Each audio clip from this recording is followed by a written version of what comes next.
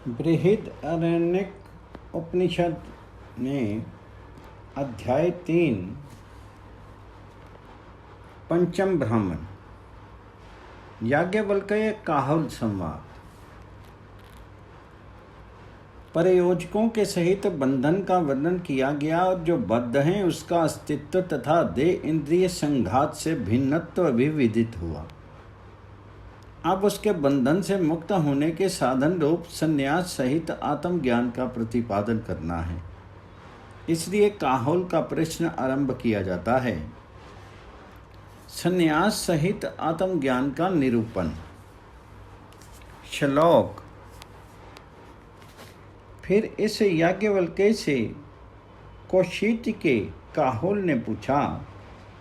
उसने, हे याज्ञवल्क्य, इस प्रकार संबोधित करके कहा, जो भी साक्षात अपरोक्ष ब्रह्म और सर्वांतर आत्मा है उसकी तुम मेरे प्रति व्याख्या करो। ये सुनकर के याज्ञवल्क्य ने कहा, ये तुम्हारा आत्मा सर्वांतर है। काहुल ने कहा, पूछा, याज्ञवल्क्य, ये सर्वांतर कौन सा है? याज्ञवल्क्य ने कहा, जो क्षुधा, पिपासा, शोक, मोह, जरा और मृत्यु से परे है। इस आत्मा को ही जान करके ब्राह्मण पुत्रेषणा, वित्तेषणा और लोकेषणा से अलग हट करके भिक्ष आचार्य से विचरते हैं। जो भी पुत्रेषणा है वही वित्तेषणा है और जो वित्तेषणा है वही लोकेषणा है। ये दोनों ही साधनेच्छाएं ऐषणाएं ही हैं। अतः ब्राह्मण पांडित्य आत्मज्ञान का पूर्णता संपादन कर आत्मज्ञान रूप बल से स्थित रहने की इच्छा करे। फिर बाल्य और पांडित्य को पूर्णता प्राप्त करके वह मुनि होता है तथा अमौन और मौन का पूर्णता संपादन करके ब्राह्मण कृत्य होता है। वह किस प्रकार ब्राह्मण होता है? जिस प्रकार भी हो ऐसा ही ब्राह्मण होता है। इससे भिन्न और सब आर्तनाशवान हैं।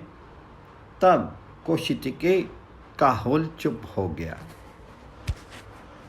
अर्थात फिर इस याज्ञवल्क्य से काहुल नाम वाले कौशिक के पुत्र ने पूछा, हे याज्ञवल्क्य, इस प्रकार पूर्ववत संबोधन द्वारा अभिमुख करके उसने कहा, जो भी साक्षात अपरोक्ष ब्रह्म है और जो सर्वांतर आत्मा है उसकी तुम मेरे प्रति व्याख्या करो। जिसको जान करके पुरुष बंधन से मुक्त हो जाता है। याज्ञवल्क्य ने कहा, ये तुम्हारा आत्मा है। यहाँ प्रश्न होता है कि उच्छस्त और काहुल ने एक ही आत्मा के विषय में पूछा है या समान लक्षणों वाले भिन्न आत्माओं के विषय में? उत्तर, विभिन्न आत्माओं के विषय में मानना ही अच्छा है, क्योंकि प्रश्नों में पुनरुक्ति का दोष न आना ही उचित है।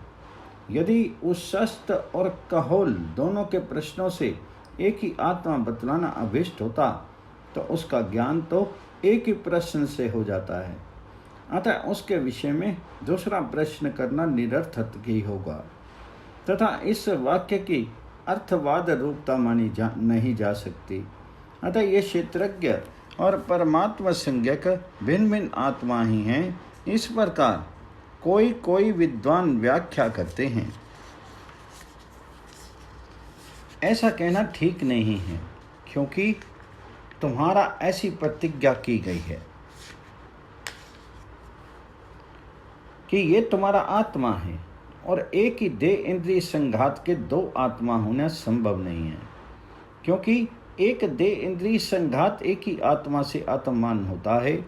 उस शस्त्र का आत्मा अन्य हो और काहुल का अन्य हो, ऐसा उनमें जातिता भेद नहीं हो सकता, क्योंकि दो का अगौणत्व, मुखत्व, आत्मत्व और सर्वांतरत्व उत्पन्न नहीं हो सकता। यदि दो में से एक ब्रह्म मुख्य है तो दूसरे का गौण होना अवश्यम भावी है। इसी प्रकार उनका आत्मत्व और सर्वांतरत्व भी नहीं हो सकता, क्योंकि उन पदार्थों में विरुद्धता है। अभिप्राय ये है कि यदि एक सर्वांतर ब्रह्म आत्मा मुख्य होगा तो दूसरे को अवश्य असर्वांतर अनात्मा और अमुख्य होना चाहिए। अतः एक ही का कुछ विशेष विवक्षा से 2 बार श्रवण हुआ है, और जो बात दूसरे प्रश्नांतर में पूर्व प्रश्न के ही समान कही गई है, उतना ही पहले ही प्रश्न का अनुवाद है, क्योंकि उसी की कुछ विशेषता बतलाती है जो अभी बताई नहीं गई है। वह विशेषता क्या है सो बतलाया जाता है। पूर्व प्रश्न में जिसका यह प्रयोजकों सहित बंध बतलाया गया है वह देह आदि से व्यतिरिक्त आत्मा है। दूसरे प्रश्न में उसी आत्मा का शुद्ध आदि संसार धर्मों से परे होना ये विशेषता बताई जाती है। जिस विशेषता का संन्यास पूर्वक ज्ञान होने पर पुरुष पूर्वोक्त बंधन से मुक्त हो जाता है। अतः ऐसा ते आत्मा इस वाक्य तक इन दोनों प्रश्न और उत्तरों की समानार्था ही है। शंका, किंतु एक ही आत्मा का शुदा आदि से अतीत और उससे युक्त होना, ये विरुद्ध धर्म समवायित्व किस प्रकार संभव है? समाधान, ऐसी बात नहीं है, क्योंकि इसका तो परिहार किया जा चुका है। उसका संसारित्व नाम रूपात्मक विकार रूप जो देह इंद्रिय संघात है, उस उपाधि भेद के संपर्क से होने वाली भ्रांति मात्र है। ऐसा हम अनेकों बार कह चुके हैं तथा विरुद्धार्थवाची श्रुतियों की व्याख्या के प्रसंग में भी यह बात कही जा चुकी है। जिस प्रकार की रज्जु, शुक्ति और आकाश आदि दूसरों के आरोपित किए धर्मों से युक्त होकर के सर्प, रजत और मलिन प्रतीत होते हैं, किंतु वे स्वयं शुद्ध रज्जु, शुक्ति और आकाश आदि ही हैं। इस प्रकार पदार्थों के विरुद्ध धर्म समन्वयी होने में कोई विरोध भी नहीं है। शंका, किंतु नाम रूप उपाधि की सत्ता से विकार करने पर तो एक ही अद्वितीय ब्रह्म है, यहाँ नाना कुछ नहीं है। इन श्रुतियों से विरोध होगा ऐसा कहें तो समाधान नहीं। इस शंका का तो जल और फैन के दृष्टांत से तथा मृतिका आदि के दृष्टांत से परिहार किया जा चुका है, जिसमें श्रुति का अनुसरण करने वाले पुरुषों द्वारा अन्य रूप से निरूपण किए जाने वाले नाम और रूप परमार्थ दृष्टि से मृतिक आदि के विकार तथा जल, फैन और घट आदि के विकार के समान ही परमात्म तत्व से वस्तुतः कोई भिन्न पदार्थ नहीं रहते, तब उसकी दृष्टि की अपेक्षा से ही एक ही अद्वितीय है, यहाँ नाना कुछ नहीं है। इस परमार्थ दृष्टि का बोध होता है। किंतु जिसमें रज्जु, शक्ति और आकाश के स्वरूप के समान किसी से भी अछूते स्वभाव वाला होकर के अपने निज रूप से विद्यमान रहते हुए भी ब्रह्म के स्वरूप का स्वभाव की अविद्या के कारण नाम रूप जनित देह इंद्रिय रूप उपाधि से अलग करके निश्चय नहीं किया जाता और स्वभाव की नाम रूप उपाधि की ही दृष्टि रहती है, उस समय यह ब्रह्म से भिन्न वस्तु की सत्ता से संबंध रखने वाला सारा व्यवहार रहता है तथा ये भेदकृत मिथ्या व्यवहार तो जिनकी दृष्टि में ब्रह्म तत्व से भिन्न वस्तु है और जिनकी दृष्टि में नहीं है, उन दोनों को ही रहता है। किंतु जो परमार्थवादी हैं वे कौन सी वस्तु तत्वता है और कौन सी नहीं है, इस प्रकार श्रुति के अनुसार वस्तु का निरूपण किए जाने पर यही निश्चय करते हैं कि संपूर्ण व्यवहार से रहित एक अद्वितीय ब्रह्म ही सत्य है। इसलिए उनका व्यवहार रहने में भी कोई विरोध नहीं है। हम परमार्थ निश्चय की निष्ठा में किसी अन्य वस्तु की सत्ता से विकार नहीं करते, जैसा कि एक ही अद्वितीय ब्रह्म है, वह अंतर्बाह्य शून्य है इत्यादि। श्रुतियों से सिद्ध होता है और नाम रूप व्यवहार काल में अविवेकियों को दृष्टि में भी क्रिया कारक और फल आदि का सम्यक व्यवहार नहीं होता, ऐसा प्रतिषेध भी नहीं किया जाता। अतः शास्त्रीय और लौकिक सारा ही व्यवहार ज्ञान और अज्ञान की अपेक्षा से है, इसलिए इससे विरोध की कोई शंका नहीं हो सकती। परमार्थता और सव्यवहारकृत व्यवहार तो सभी वादियों के लिए अपरिहार्य है। अब परमार्थ आत्मस्वरूप की अपेक्षा से ही पुनः प्रश्न किया जाता है। हे याज्ञवल्क्य, वह सर्वांतर आत्मा कौन सा है? इस पर याज्ञवल्क्य ने कहा, जो अश्नाया पिपासा, अशन की इच्छा अश्नाया है और पीने की इच्छा पिपासा, उस अश्नाया और पिपासा को जो अतिक्रमण किए हुए हैं, इस प्रकार इसका आगे से संबंध है। अविवेकी पुरुष आकाश को तल मल आदि युक्त मानते हैं, तो भी वस्तुतः वे उनसे अछूते स्वभाव वाला होने के कारण तल मल को अतिक्रमण किए हुए है। इसी प्रकार यद्यपि मूल लोग मैं भूखा हूँ, मैं प्यासा हूँ, ऐसा मान करके ब्रह्म को भूख प्यास से युक्त समझते हैं, तो भी उनसे असंस्पृष्ट स्वभाव वाला होने के कारण वह परमार्थता उनका अतिक्रमण ही किए हुए है। इस विषय में वह लोक दुख से लिप्त नहीं होता, उससे बाह्य है, ऐसी श्रुति भी है। तात्पर्य ये है कि वह अविद्वान पुरुषों द्वारा आरोपित दुख से लिप्त नहीं होता। एक प्राण के ही धर्म होने के कारण अश्नाया और पिपासा पदों का समास किया गया है। शोकमोहम, इनमें शोक ये काम है। इष्ट वस्तु के लिए चिंतन करने वाले का जो अरमन खेद है, वह तृष्णा अभिभूत है। पुरुष के काम का बीज होता है, क्योंकि उससे काम उत्तेजित होता है। मोह विपरीत प्रतीति से होने वाला अविवेक यानी ब्रह्म है। यही समस्त अनर्थों की उत्पत्ति की बीज भूता अविद्या है। शोक और मोह के कार्य भिन्न हैं, इसलिए इनका समास नहीं किया गया। इन दोनों का अधिकरण मन है। इनको तथा शीत जिनका अधिकरण है, उस जरा और मृत्यु को भी आत्मा अतिक्रमण किए हुए है। जरा यह देह इंद्रिय संघात का भी परिणाम है। झुर्रियाँ पड़ जाना, बाल पक जाना आदि इसके चिन्ह हैं, तथा मृत्यु शीर का विच्छेद और विपरिणाम का अंत हो जाना है। उन शीर रूप अधिकरण वाले जरा मृत्यु का वह अतिक्रमण किए हुए है। ये जो प्राण मन और शीर रूप अधिकरण वाले तथा प्राणियों में दिन रात और समुद्र की तरंगों के समान निरंतर रहने वाले शुदा आदि धर्म हैं, वे ही प्राणियों में संसार इस नाम से कहे जाते हैं। किंतु ये जो दृष्टि का दृष्टा आदि लक्षणों वाला साक्षात अव्यवहित और अपरोक्ष अगौण सर्वांतर ब्रह्मा से लेकर के स्थावर पर्यंत समस्त भूतों का आत्मा है, वह मेघ आदि मलों से आकाश के समान कभी संसार धर्मों से स्पर्श नहीं किया जाता। इस आत्मा स्वरूप को ये सदा संपूर्ण संसार धर्मों से रहित नित्य तृप्त पर ब्रह्म मैं हूँ, ऐसा जानकर ब्राह्मण लोग, क्योंकि व्युत्थान संन्यास में ब्राह्मणों का ही अधिकार है, इसलिए यहाँ ब्राह्मण पद ग्रहण किया गया है। व्युत्थाय विपरीत भाव से उत्थान करके, कहाँ से उत्थान करके सो बताते हैं, पुत्रेष्णा से।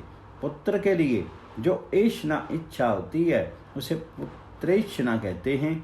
मैं पुत्र के द्वारा ये लोक जीतूंगा, इसलिए लोक जय के साधन पुत्री। पुत्र के प्रति जो इच्छा होती है वही पुत्रेष्णा है। यहाँ ऐष्णा से स्त्री परिग्रह लक्षित होता है, भाव ये कि स्त्री संग्रह ना करके, तथा वित्तेष्णा से उत्थान करके कर्म के साधन भूत गौ आदि मनुष्य वित्त को इस भाव से ग्रहण करना कि इसके द्वारा कर्म करके मैं पितृलोक पर विजय प्राप्त करूंगा, अथवा विद्या संयुक्त कर्म से देवलोक या केवल हिरण्यगर्भ विद्या रूप देववित्त से देवलोक प्राप्त करूंगा, इसका नाम वित्तेषणा है। किन्हीं किन्हीं का मत है कि देववित्त से तो व्युत्थान होता ही नहीं, क्योंकि उसके बल से ही तो व्युत्थान होता है, किंतु ये ठीक नहीं है, क्योंकि एतावान में कामा, इस श्रुति द्वारा देववित्त को ऐशना के बीच में ही पढ़ा गया है, और हिरण्यगर्भ आदि देवता विषयनी विद्या ही देववित्त कही जाती है, क्योंकि वह देवलोक प्राप्ति की हेतु है। निरुपाधिक प्रज्ञान घन विष्णि ब्रह्म विद्या देवलोक की प्राप्ति की हेतु नहीं है, जैसा कि अतः वह सर्व हो गया, वह इसका आत्मा ही हो जाता है इत्यादि श्रुतियों से प्रमाणित होता है। और व्युत्थान भी ब्रह्म विद्या के ही बल से होता है, क्योंकि इस विषय में इस आत्मा को जान करके ऐसा विशेष वाक्य है। अतः ऐशना के विषय भूत इन तीनों ही अनात्म लोक प्राप्ति के साधनों से व्युत्थान करके निश्चय इतना ही काम है। इस श्रुति के अनुसार ऐशना काम का ही नाम है। तात्पर्य ये है कि अनात्म लोक की प्राप्ति के इस त्रिविध साधन में तृष्णा न करके भिक्ष आचार्य करते हैं। साधन संबंधनी सारी इच्छा फल इच्छा ही है, इसलिए श्रुति ऐसी व्याख्या करती है कि एक ही ऐशना है, किस प्रकार सभी पुत्रेशना है, वही वित्तेषणा है, क्योंकि उसका दृष्ट फल में साधन होना समान है, और जो वित्तेषणा है वही लोकेशना है, क्योंकि वह फल के लिए है।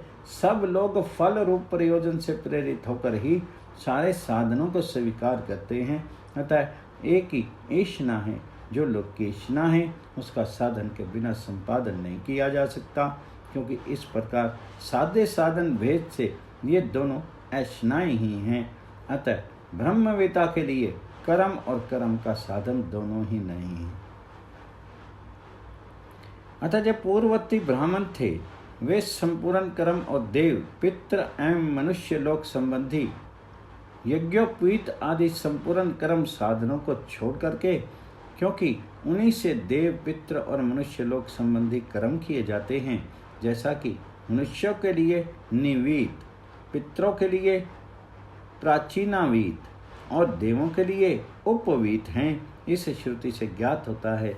अतः पूर्ववर्ती ब्राह्मण ब्रह्मवेता लोग कर्म और कर्म के साधन यज्ञोपवीत आदि से व्युत्थान कर परमहंस परिवाज्यक भाव को प्राप्त होकर के भिक्ष आचार्य करते हैं।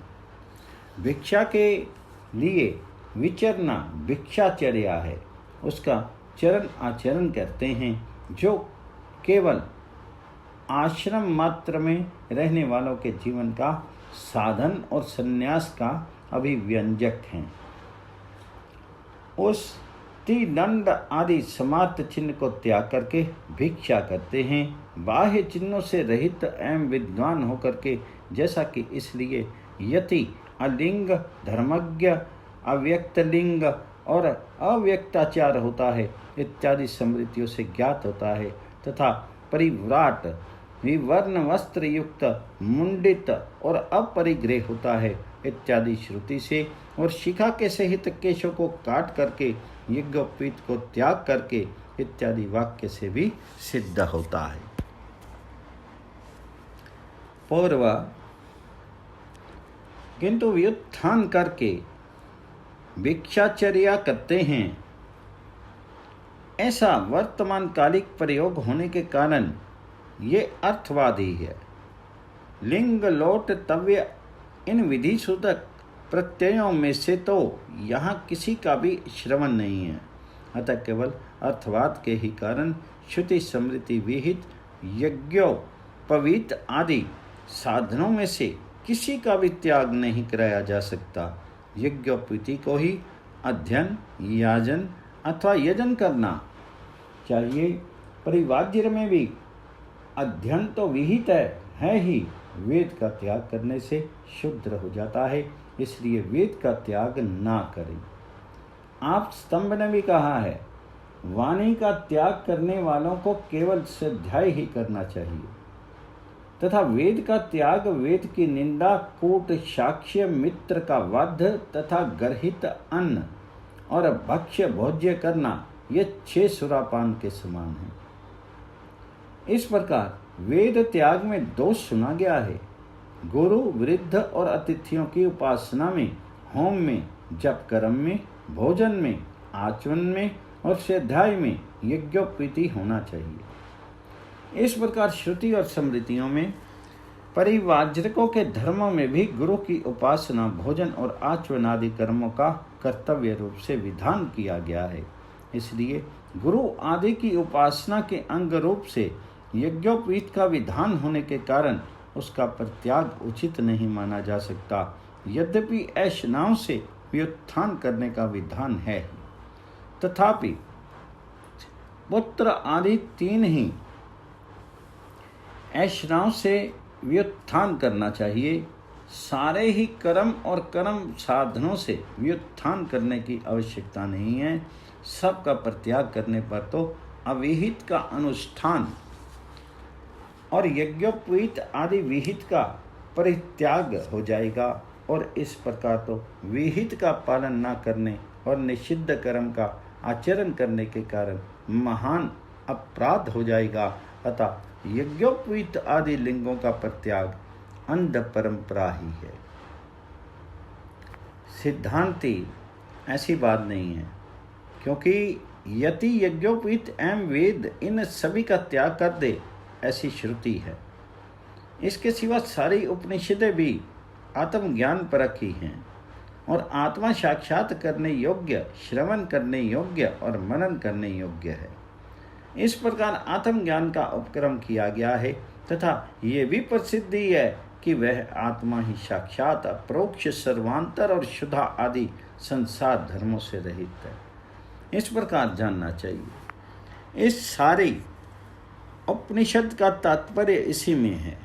ये किसी दूसरी विधि का शेषभूत नहीं है, इसलिए अर्थवाद नहीं है, क्योंकि आत्मज्ञान तो कर्तव्य है और आत्मा शुद्धा आदि धर्म वाला है नहीं, इसलिए उसे साधन और फल से विलक्षण नहीं समझना चाहिए। अतः आत्मा को इनसे अविलक्षण रूप से जानना ही अविद्या है। जैसा कि ये ब्रह्म अन्य है और मैं अन्य हूँ, ऐसा जो जानता है वह नहीं जानता। जो यहाँ नानावत देखता है वह मृत्यु से मृत्यु को प्राप्त होता है। निरंतर एक रूप से ही देखना चाहिए। एक ही अद्वितीय ब्रह्म है, वह तू है इत्यादि श्रुतियों से विदित होता है। कर्म फल और उसके साधन तो शुद्धा आदि संसारिक धर्मों से अतीत आत्मा से भिन्न अविद्या के अंतर्गत हैं। जैसा कि जहाँ द्वैत सा होता है, ये अन्य है, मैं अन्य हूँ, ऐसा जो जानता है वह नहीं जानता, और जो इससे अन्य प्रकार से जानते हैं इत्यादि सैकड़ों श्रोत्र वाक्यों से सिद्ध होता है। इसके सिवा एक ही पुरुष में विद्या और अविद्या साथ साथ रह नहीं सकती, क्योंकि उनमें अंधकार और प्रकाश के समान परस्पर विरोध है। इसलिए आत्मवेता का क्रियाकारक और फल का भेद रूप अविद्या विषयक अधिकार नहीं देखना चाहिए, क्योंकि वह मृत्यु से मृत्यु को प्राप्त होता है इत्यादि रूप से उसकी निंदा की गई है, तथा अविद्या के विषय भूत संपूर्ण क्रिया, साधन और फल उससे विपरीत आत्मविद्या द्वारा हे रूप से इष्ट है, एवं यज्ञोपवीत आदि साधन भी उस अविद्या के विषय हैं। अतः जो साधन और फल से भिन्न स्वभाव वाला है, उस आत्मा से ऐशना भिन्न, विष्णि एवं विलक्षण है। ये साधन और फल दोनों ऐशनाएं ही हैं, यज्ञोपवीत आदि और उनसे साध्य कर्म भी साधन ही हैं, अतः वे भी ऐशनाएँ हैं, क्योंकि वे साध्य और साधन दोनों ऐशनाएँ ही हैं। इस हेतु सूचक वाक्य से यही निश्चय किया गया है। अतः यज्ञोपवीत आदि साधन से और उससे साध्य कर्मों से व्युत्थान का विधान करना अभीष्ट हो गया है, क्योंकि वे अविद्या के विषय एवं ऐशना रूप हैं और इनका त्याग ही अभीष्ट है। पूर्व, किंतु उपनिषद तो आत्मज्ञान परक है, इसलिए व्युत्थान श्रुति उसकी स्तुति के लिए है, वह विधि नहीं है। सिद्धांति ऐसी बात नहीं है, क्योंकि जिसकी विधि करनी अभीष्ट है उस विज्ञान का और इसका श्रुति ने एक ही कर्ता बतलाया है। वेद में अकर्तव्य के साथ कर्तव्य का समान कर्तक रूप से, अर्थात वे दोनों एक ही कर्ता द्वारा कर्तव्य हैं। इस प्रकार से श्रवण होना कभी संभव नहीं है। जिस प्रकार सोम निकालना, हवन करना और भक्षण करना, इन कर्तव्य कर्मों का ही सोम निकालकर हवन करके भक्षण करते हैं, इस प्रकार एक कर्तक रूप से विधान किया गया है। उसी प्रकार आत्मज्ञान, ऐशना व्युत्थान और भिक्ष आचार्य, इन कर्तव्यों का ही समान कर्तव्य श्रवण होना संभव हो सकता है। यदि कहो कि अविद्या का विषय और ऐशना रूप होने के कारण यज्ञोपवीत आदि का परित्याग तो आत्म ज्ञान की विधि से ही स्वतः प्राप्त हो जाता है, उसके लिए विधि करने की आवश्यकता नहीं है, तो ऐसा कहना भी ठीक नहीं है। क्योंकि जिस प्रकार आत्मज्ञान की विधि से ही विहित व्युत्थान का उस कर्ता के द्वारा कर्तव्य श्रवण होने से और भी पुष्टि हो जाती है, उसी प्रकार ऐसी विधि करने से भिक्षाचार्य की भी दृढ़ता होती है। और ऐसा जो कहा है कि वर्तमान कालिक प्रयोग होने से ये केवल अर्थवाद मात्र है, सो ठीक नहीं, क्योंकि औदुंबर से यूपोभवती ऐसी औदुंबर यूप आदि संबंधी विधि के समान होने के कारण ये भी निर्दोष है। पूर्व, व्युत्थाय भिक्षाचार्य चिरंती, इस वाक्य से संन्यास का विधान किया जाता है और संन्यास आश्रम में श्रुति स्मृति द्वारा यज्ञोपवीत आदि साधन एवं त्रिदंड आदि लिंग का विधान किया गया है। अतः ऐशना होने पर भी इन्हें छोड़ करके अन्य ऐशनाओं से ही व्युत्थान करना चाहिए, ऐसा कहें तो सिद्धांति ऐसी बात नहीं है। क्योंकि विज्ञान का जो कर्ता है उसी के द्वारा किए जाने वाले ऐशना व्युत्थान रूप संन्यास से भिन्न प्रकाश का भी संन्यास होना असंभव है। ये तो ऐशनाओं से ऊपर उठना रूप संन्यास है, वह आत्मज्ञान का अंग है, क्योंकि यह आत्मज्ञान की विरोधनी ऐशनाओं का परित्याग रूप है। कारण ऐशनाएं तो अविद्या का विषय है। उक्त संन्यास से भिन्न आश्रम रूप संन्यास ब्रह्मलोक आदि फल की प्राप्ति का साधन भूत, जिसके विशेष में कि यज्ञोपवीत आदि साधन और लिंगों का विधान किया गया है, तथा अन्य प्रकार के संन्यास में आश्रम धर्म मात्र से ऐशना रूप साधनों का ग्रहण संभव है। इतने ही से संपूर्ण उपनिषदों द्वारा प्रतिपाद्य आत्मज्ञान का बाध होना उचित नहीं है। यज्ञोपवीत आदि अविद्या विषयक ऐशना रूप साधनों को ग्रहण करने की इच्छा रहने पर तो इस असाधन फल रूप एवं क्षुधा आदि संसारिक धर्मों से रहित आत्मा के मैं ब्रह्म हूँ विज्ञान का अवश्य बाध हो जाएगा, और उसका बाध होना उचित नहीं है, क्योंकि समस्त उपनिषदों का तात्पर्य उसी में है। पूर्व, किंतु भिक्षाचार्य चिरंती, ये ऐशना को हरण कराने वाली श्रुति तो स्वयं ही उसका बाध कर रही है। तात्पर्य ये है कि यदि ये मान भी लिया जाए तो भी ऐशना से व्युत्थान का विधान करके श्रुति ऐशना के ही एक देश भिक्षाचार्य का ग्रहण कराने के कारण उससे संबंध अन्य ऐशनाओं का भी ग्रहण कराती ही है, यदि ऐसा कहें तो। सिद्धांती ऐसी बात नहीं है, क्योंकि हवन के पश्चात भोजन करने के समान भिक्षाचार्य किसी फल की प्रयोजिका नहीं है। हवन के पश्चात भोजन कराना भी शेष प्रतिपत्ति कर्म होने के कारण किसी फल का प्रयोजक नहीं है। इसके सिवा संस्कार न करने वाली होने से भी भिक्षाचार्य प्रयोजिका नहीं है। हुत शेष का भक्षण तो पुरुष के संस्कार का हेतु भी होता है, किंतु भिक्षाचार्य वैसा भी नहीं है, क्योंकि नियम विधि जनित अदृष्ट भी ब्रह्मवेता को अनिष्ट ही है।